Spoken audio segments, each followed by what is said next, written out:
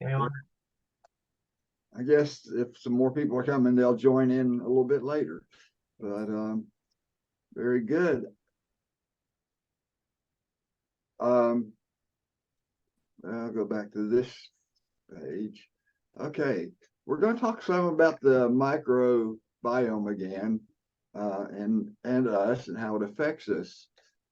These talks that I'm talking about, things I'm talking about today, some of them are from a article in New Scientist, which is a free publication I get, but it has basically different scientific articles. And the one fairly recently was on the microbiome, but it was sort of perspectives from different scientists on the microbiome and how they're looking at it in a big picture type way. And I'll quote here from the article. You may think quite reasonably that you are an individual of the species Homo sapiens. Once you've finished reading what follows, you will hopefully have been convinced that there's far more to us than that. Okay. Trillions of other organisms live on, and more notably in your body. As you'll see in the reports that follow, their impact on you is such that you will probably never think about yourself in the same way again. Your microbes can change who you are and what it means to be you. With the knowledge of this facet of ourselves growing rapidly, exploring it has never been more relevant. Until recently, scientists believed there were three discrete pillars of the traditional definition of self: immunity, genome integrity, and the brain. None of these three pillars of the traditional definitions of self is free of microbial impact, says Thomas Bosch at Kiel University in Germany. So in a lot of ways, they're saying here that really the microbiome is an integral part of our own selfness, so to speak. And it really describes the body as kind of a meta-organism. We normally think of the brain as the control center of the body, but the gut microbes produce many of the same neurotransmitters as the brain, such as dopamine, serotonin, and GABA, three very important neurotransmitters that really affect a lot of what we do. About 70% of the immune cells in the body are located in the gut. They're right with the microbiome, where they interact with the gut microbes. About a third of the human genome seems to be linked to bacterial genes. So, it's a rather pervasive influence, the microbes that are around us and part of us. And it's kind of an interesting concept, as I thought about it, that these microbes don't just live there independent from us. They're affected by everything we do, and we're basically affected by most of what they do. And, when you're talking about producing neurotransmitters such as dopamine in particular, and serotonin and GABA also, these things are really major influences of our mood, our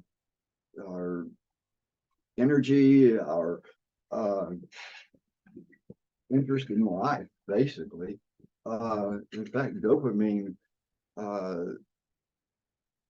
is I don't know whether I'd say that we get addicted to dopamine, but in a lot of ways we do, or the addictions are related to dopamine production.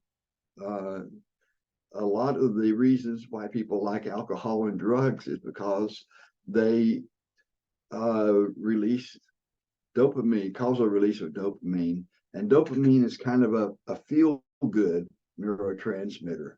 So, we are really affected in our daily lives by these bacteria.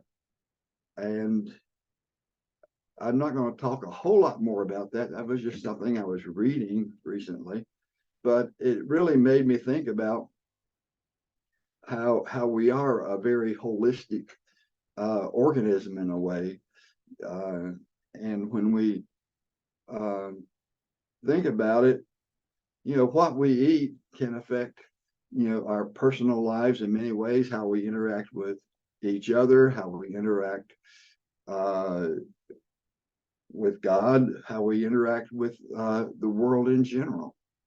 So, taking care of this microbiome inside of us and making it a good one really affects uh, how we live in a very general way. Now, just to sort of remind everybody, I think you've all seen this before, the human digestive system controls a lot of things, including the absorption and distribution of nutrients. Besides that, there's all these microorganisms we were just talking about living in the lumens of actually the stomach, well, from the mouth down, really, there's no place that's really sterile. I think the stomach comes closest to that, but it's really not.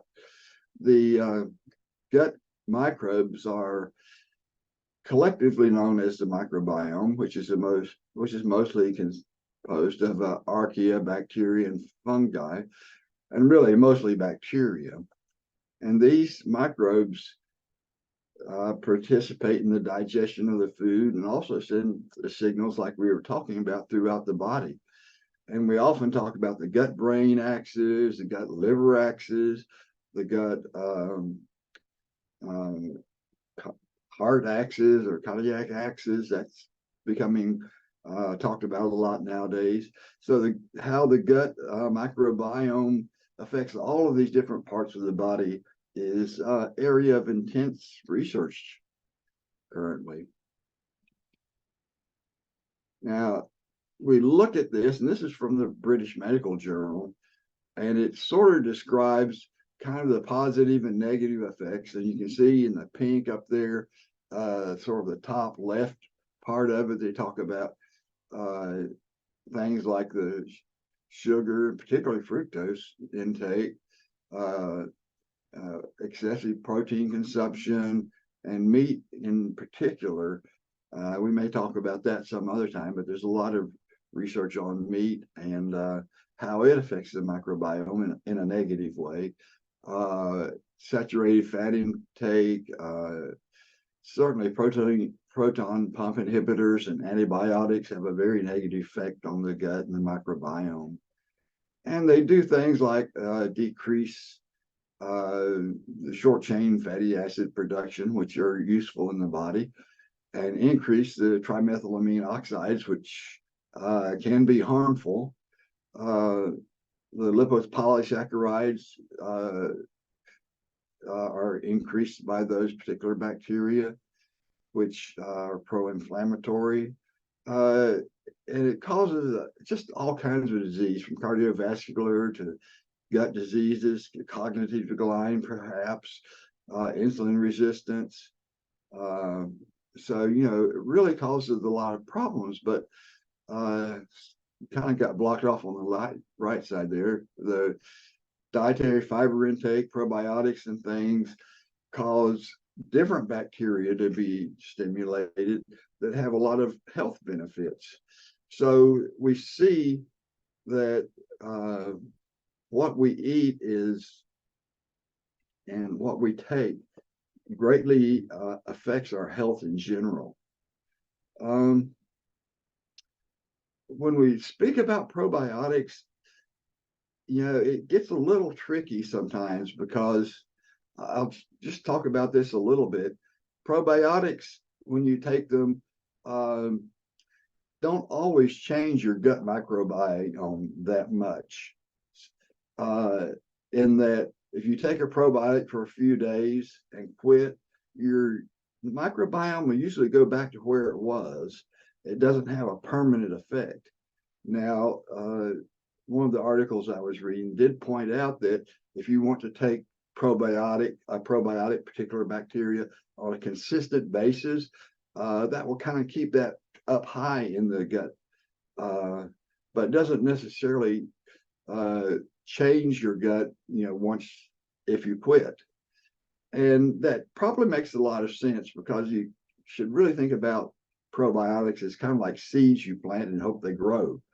And if you get something that's not really suited for the environment you're providing it in the gut, it's probably not going to do well. In fact, it won't. It's kind of like taking tropical seeds from tropical plants that you find down in the rainforest of South America and planting them in Minnesota. Not many of those are going to survive. So, so it's kind of the same principle. So besides taking probiotics, you want to really adjust your microbiome on a more permanent basis. You really have to change the environment in your intestinal tract. And that basically comes down to the foods you eat, eliminating some that are not so great for your microbiome, increasing those that are generally high dietary fiber. Fresh fruits and vegetables, especially raw, are some of the best things you can consume for your microbiome. And interestingly, although almost all meat, certainly red meat, shellfish, but even chicken and turkey and stuff like that, are generally have negative effects on the microbiome. Whereas fish, on the other hand, is a little different story. It seems to really have some positive effects on the microbiome. And that's just a very broad observation, but that seems to hold up pretty well. So that's something that you might want to consider. Now,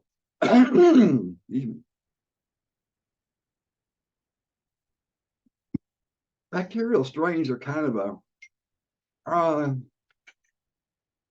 in a way, difficult thing to talk about with probiotics, because you do want to use probiotics a lot of times. Like I say, you can keep the level up high if you use them consistently.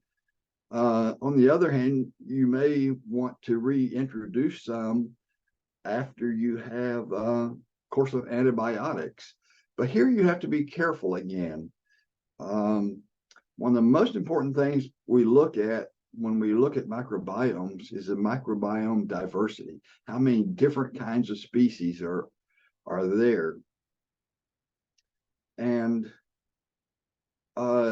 that's really important, because as we age, we tend to lose the number of species, the diversity in the gut. And that's really limiting the ability of our microbiome to do its job. So what people have discovered, there's been at least 2 papers that I've read, and there's probably more. When you take a course of a lot of probiotics right after you take antibiotics, you may be doing more additional harm. That's the reason is that the antibiotics have killed a lot of the gut bacteria. It pretty much always happens. And a lot of those species are just hanging on and are having, a hard time competing with what's there already. And a lot of times it's some not so good ones that have come in already.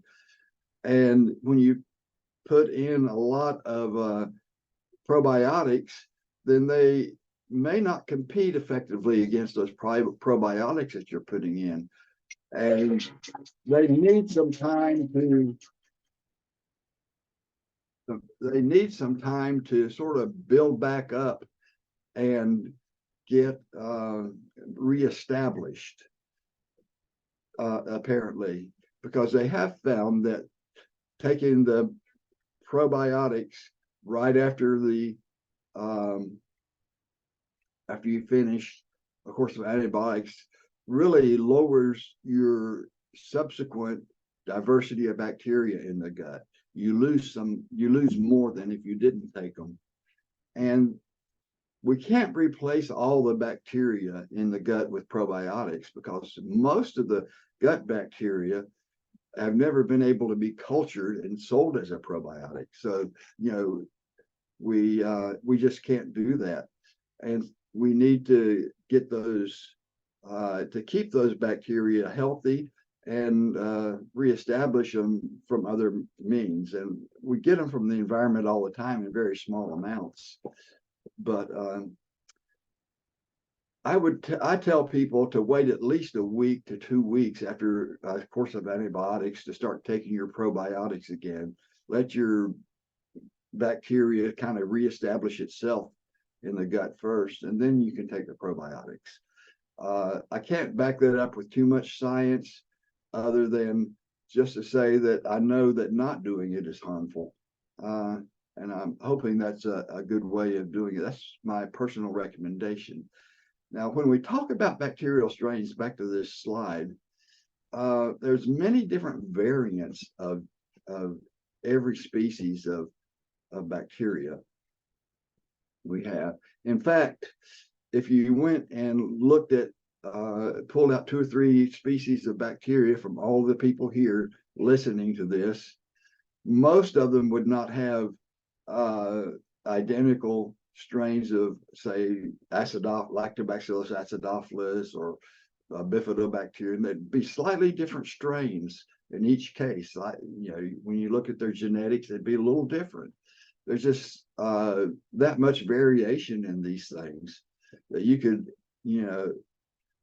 could actually identify who species fecal bacteria come from by doing that kind of analysis. So we would look at that and say, okay, there's lots of different bacterial species, strains among the species. How different are they? And that really depends on the particular bacteria. Some species are really different, very different. In fact, E. coli is just one species of a bacteria, but there's actually one strain of bacteria, E. coli bacteria, that's considered a probiotic and beneficial, where some are really highly pathogenic, even deadly. So there can be a real difference in how they affect you. Many bacterial species do not have anywhere near that much variability in how they function, however. So that's not real common. And some of them really only have very small differences in how they function. Lactobacillus has been well identified. There's a DDS1 strain that's been a probiotic for many, many years and is one of the better characterized ones. But when you look at different strains, these are all different gut bacteria. These 3 on the left here are all Lactobacillus acidophilus, but 3 different strains of it. And you can see that when you're measuring the reduction in cholesterol, there's a little bit of difference between these, but not much. Now, between the species, there's some difference, and some are lower, but most of these that they chose all will reduce cholesterol some, but there wasn't a whole lot of difference between the 3 species they had there and the ability to reduce cholesterol. However, this is one of the things that kind of bothers me a little bit with the research on a lot of the probiotics, is that they don't really, a lot of times they'll choose just one strain that a particular company has and test it for a particular function and not compare it to other strains. So they'll say that, well, ours did such and such, and we have shown it. Well, that's true, and it did, but it's very likely that the other ones of the same species would have done just as well, maybe a little bit better, a little bit worse. You can see it wouldn't have made a lot of difference between these 3 acidophilus strains. However, if this one was the only one that was studied, you might not realize that these would do just as well. So I really like to see people, when they do this kind of research, I'd really like to see them show that not only does this strain work, but it works better than the other strains. But that's not often done. It is sometimes, but that's one of the weaknesses I see in a lot of the probiotic research out there that's being published. Nevertheless, we know that some things work pretty well regardless of strain, and L. salivarius seems to be one of those. You'll see very somewhat differences in it, but not really huge. But first, let's just talk about L. salivarius in general. It was reclassified recently. The taxonomists do that sometimes, but the lactobacillus, some of them were pulled out and made into a new genus, Liga lactobacillus. And now, so lactobacillus officially now is reclassified as Liga lactobacillus salivarius, along with 16 other members of the lactobacillus genus, which are now Liga lactobacillus. So that's kind of annoying in a way, because everybody knows lactobacillus salivarius who's interested in it. But it's going to be causing confusion among customers, I'm afraid. Most scientific articles, but still not all of them, are using the new nomenclature. But I see some come up every now and then. They're still saying lactobacillus. And to add to the confusion, there's also another different species, but it's Streptococcus salivarius. So, and I've had people ask me, is this the same thing as the lactobacillus? Well, no, it's completely different bacteria. But so there's a little confusion now. I think that when we make the new label again on the lactobacillus salivarius, we probably need to put both of them on it, actually, just to make sure that people can see that. I suspect that some people are going to start reading new literature that's coming out and start looking for Liga lactobacillus salivarius and not find it, because most companies, all the companies I've seen, are still saying lactobacillus salivarius, including us, because that's what their customers know. So it's going to be a little confusing, and I think we need to be a little bit proactive on changing that, actually, the next time we make the label, and having both on there so that people will know that this is the same thing as what they just read in a scientific article or something like that. But let's talk a little bit more about the L. salivarius. It was kind of interesting this summer. Most of you know, we didn't make L. salivarius for a while because during COVID, we couldn't get the type of capsules that we used. For all of our probiotics, we use acid-resistant capsules so that they won't dissolve in the stomach, because stomach acid will kill or at least damage pretty much any probiotic bacteria. So we always wanted to use that, and since we couldn't get them, we just didn't have L. salivarius for a while, about a year and a half, I think. Then finally, we were able to get them again. Capsugel started making them up again, and we made what we thought would last really most of a year, at least to the end of this year, we thought. And that was back in June, I believe. However, we sold out in 2 weeks. I mean, I couldn't believe it. We were scrambling to figure out how to get more real quick. Actually, apparently something on TikTok was the cause of that. I'm still not quite sure what was said and what use the people want for sure of it. Because there were several things on TikTok mentioning, I'm not sure which one they were listening to, that really made everybody suddenly interested in it. But be that as may, there were a lot of people out there ordering it and getting it.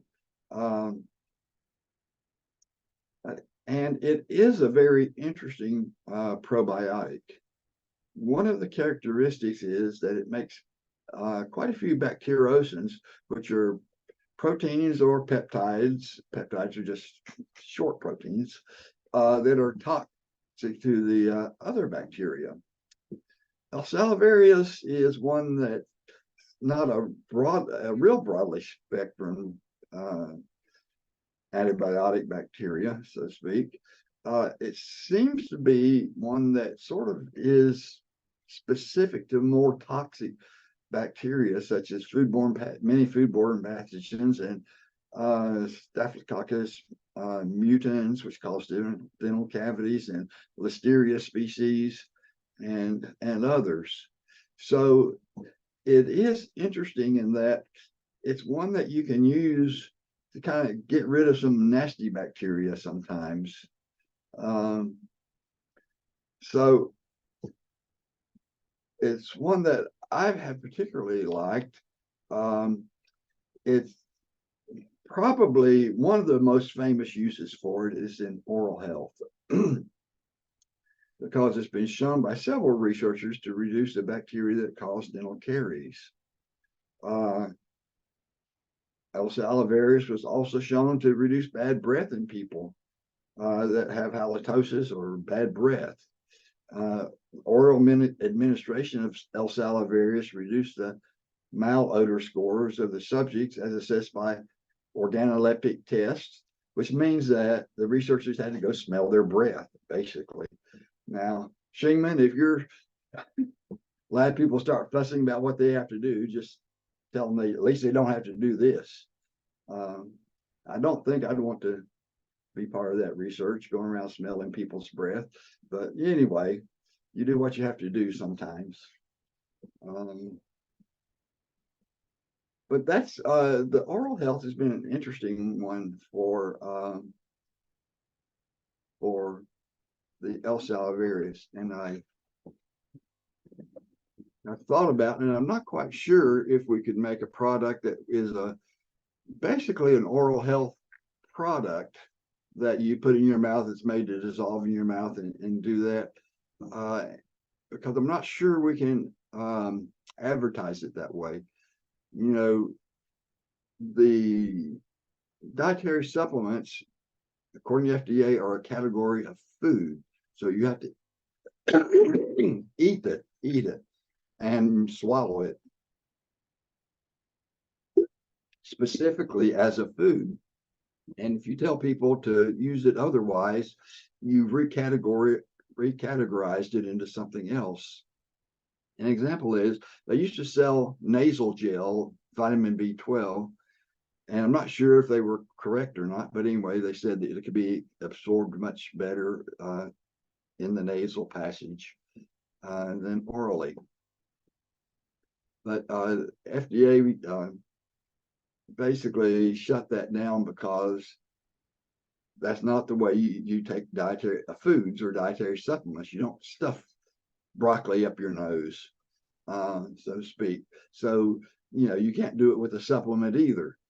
You have to take it. So have to, you know, consider these things a little bit before you jump into a new product. And I'm not sure on how you would categorize that for sure, if it would be acceptable to the FDA in a dental health type scenario. Another thing that L. salivarius has been one of the most popular things and well-known things is for treating atopic dermatitis. And I didn't realize that until pretty recently, that it's used for that. There's been several studies. Woodall treated atopic dermatitis with either fructooligosaccharides with or without L. salivarius for 8 weeks. and found that the SCORAD scores were significantly lower, and they were still low at 10 weeks. So after they quit for 2 weeks. So several other studies have found similar results, but there's not been really long-term studies yet. But I think this is pretty interesting. More research is really needed. If this really panned out to be a reliably decent treatment for atopic dermatitis, that would be pretty good, because that's really can be difficult to manage. And even if it helped some, combined with, lotions and creams and various other things, it could be important. So I think this is something interesting to look at. Again, it is taken in this case as orally in capsules and used it, and how it made its way there and worked in the skin, I'm not clear on yet.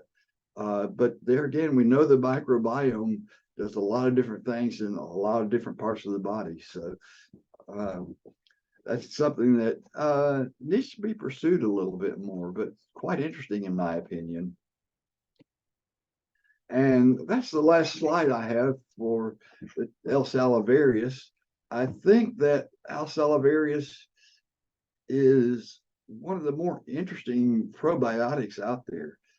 There's lots of different studies on it with a few different things, but what I've highlighted here are the best documented uses for it, and certainly some of the most interesting to me. It is a good anti-inflammatory. It's probably good for overall gut health, like most are. It's sometimes you will read that it's a difficult one in manufacturing because of its instability. Actually, it's a tough bacteria. It lasts pretty well. What they're talking about is not what you'd buy in the store already made up. It turns out that L. salivarius does not stand up to freeze drying. And so the manufacturing process is difficult a little bit for it. So you have to do a more gentle drying process. I'm sure everybody that's making it is kind of working on their own. But once you get a dry product that's got a live bacteria in it, it's pretty stable, actually. It's a lot more heat stable. And if you think about it, it grows in the mouth. It's an oral bacteria. So it's exposed to air and heat and water and a lot of different things. So it really does, it's really pretty stable, and you don't want it to get excessively hot, but it can certainly than being out sitting on the shelf and out of the refrigerator for a while compared to many bacteria. It does that a lot better. Now, we still want to keep it refrigerated. We recommend that people refrigerate it when they get it home, just to keep it alive a little bit longer. But it will do pretty well. And when we make ours, we usually have, it's supposed to be 2 billion per capsule, but it's usually closer to about 3 billion, in all honesty, so that you can lose some and still be full potency and keep the shelf life longer. So we try to do that. Ours is a combination of 2 different strains, so we don't think there's a lot of difference between strains, but just in case, we do it that way, mix 2 of them together, trying to get a little bit broader spectrum on that. And so far, we've had great results with it. We have a loyal customer base that really like the product. And with that, I'm going to wind down. If there's any questions or comments, certainly you're welcome to chime in now.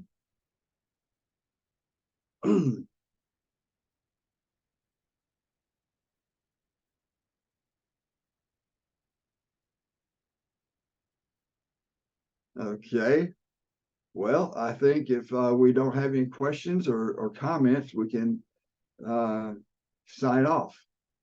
And I hope everybody learned a little bit more, and we'll try to do something interesting next month again. And you all have a wonderful Christmas and New Year's and holiday season coming up. Thank you, Dr. Jim. You're welcome. Thank you. Yes, thank you. Thank you. Bye. Goodbye.